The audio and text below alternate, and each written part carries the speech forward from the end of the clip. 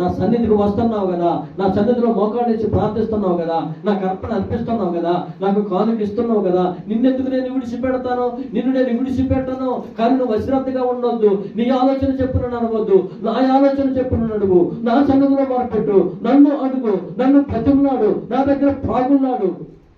నేను నీకు మంచి జ్ఞానము నుంచి నేను నడిపించగల సమర్థుడుగా నేను నడిపిస్తాను. దేవునికి స్తోత్రం. హల్లెలూయా, హల్లెలూయా. అడగక మునిపే నీ అక్కను తీర్చగల దేవుడు నేను. అడగక మునిపే అంటే నువ్వు అడగక ముందే నీ ఆలోచన ఆయనకు తెలుసు. దేవునికి స్తోత్రం. హల్లెలూయా.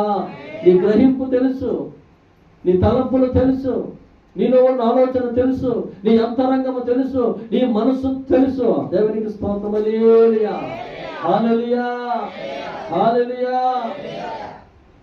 కాబట్టి ప్రియమైన దేవుడరా, మనం దేవునికి లోబడిన వారుగా ఉండాలి,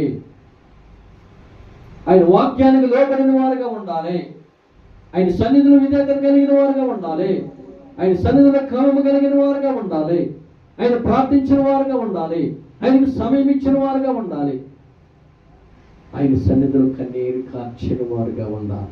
దేవునికి స్తోత్రం.